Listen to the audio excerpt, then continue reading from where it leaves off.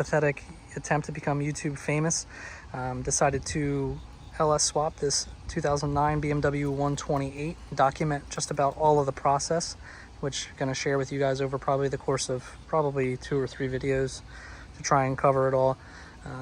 Just kind of giving everybody or anybody that's somewhat interested an idea of what's involved in swapping this kind of car or chassis, an E90 chassis or an E8X chassis.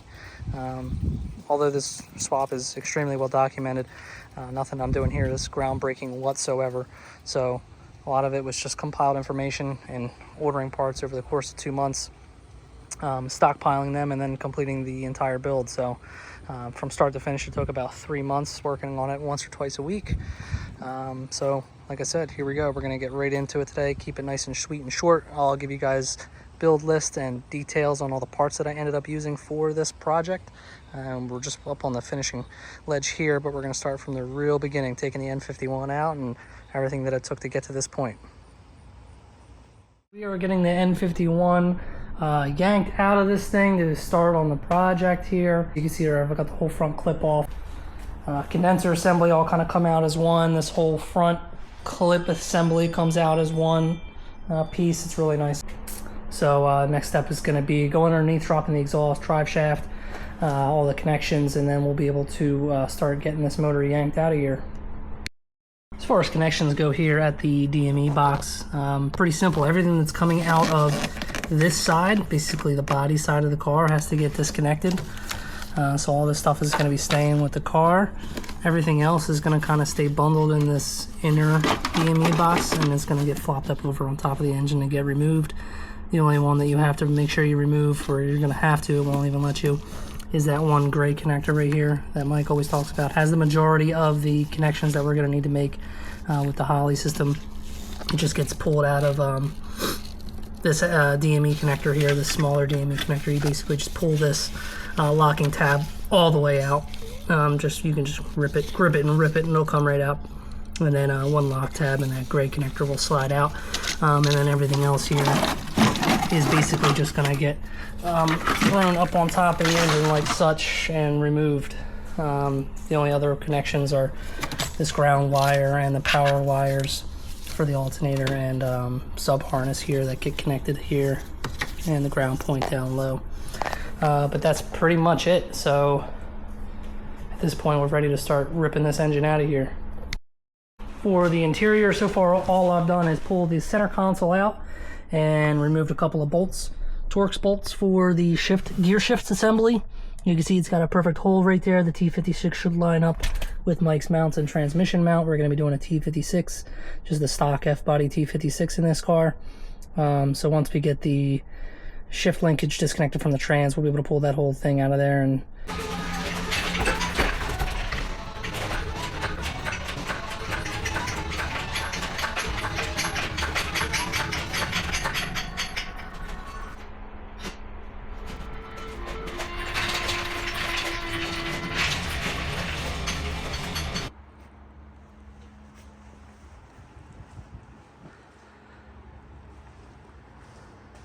also started building up our LS1 that we've got for this build here. This one was like a fully forged LS1 that I had laying around. It's actually put together like over 15 years ago, and it's just been sitting since. I don't have any paperwork on it or anything, so kind of going on hopes and dreams with this one, but we're going to put it together and see what happens. It's got like a forged crank, rods, pistons. It was converted to a 58 reluctor wheel, so we're going to do all Gen 4 stuff on it. I put a stage 2 cam in it from BTR, just an NA cam with a 4X cam gear, valve train upgrade. We just did dual springs and rocker arm trunnion upgrades. We've got LSE90X mounts on here, as well as CX Racing headers, standard F-body water pump, and harmonic balancer, an NBS truck starter because it's a little bit shorter. Basically, this is everything that is laid out on Mike's website pretty nice. So engine's finally out. Definitely wasn't super smooth coming out through the front like that with just an engine crane. Kind of sucks. If I did it again, I probably would have dropped it out the bottom right on the subframe. It just is so much easier that way, especially with the transmission attached. But regardless, it's out. We had it pushed outside here and just degreased and power washed everything. Tried to get it a little bit clean. I'm not going for no show car build here or anything, but still wanted to clean it up a little bit. So it came out pretty decent. Get it pushed back in the garage, and we're going to start pushing stuff into this thing. Motor and transmission are in the car. Really was a lot easier than the N51 coming out. Actually, we've got the motor mounts lined up perfectly, the transmission cross member lined up perfectly. We are almost all the way forward on the mounts. The only place where it was really tight were the bell housing bolts down in back here. The one bell housing bolt was extremely close, or sitting on the firewall where the trans tunnel there, so I did slide it forward until everything cleared, and everything seems to be in good shape now. Doesn't really bother me. I wanted it to be as far back as possible for weight distribution, but honestly this isn't no crazy race car build, so this will be just fine. Plenty of clearance on the CX Racing headers with the steering shaft. I've got the steering shaft bolted back up. Everything clears nice and well all the way around there. So a couple of the things we're going to have to route, we'll just get rid of this evap line a little bit further back in the car. We'll probably either just put a little tiny filter on the end of it, or just leave it open towards the back of the car. You just can't cap it off, otherwise you'll have problems fueling your car, and the car won't take gas very well. We're still going to have to modify this N51 hard metal fuel line to the vehicle. N52s uses quick connect right here. Super simple. You can just disconnect the quick connect a little bit further down and put in an adapter with a piece of AN line just up to the manifold. But this is a hard piece of metal fuel line all the way back to the fuel tank. So we're going to cut it a little bit further down and do a compression fitting to 6AN adapter. Putting the front accessory drive bracket on here, valve covers, intake manifold, all the basic LS accessory stuff that you got to get on here. I'll be back.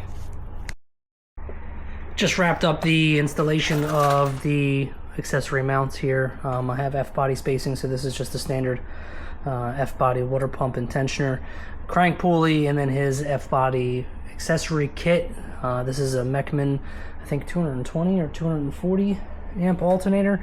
I decided to go kind of expensive on the alternator just because I know for a fact that these cars are very voltage sensitive and amperage sensitive, so I wanted to get a nice alternator for it.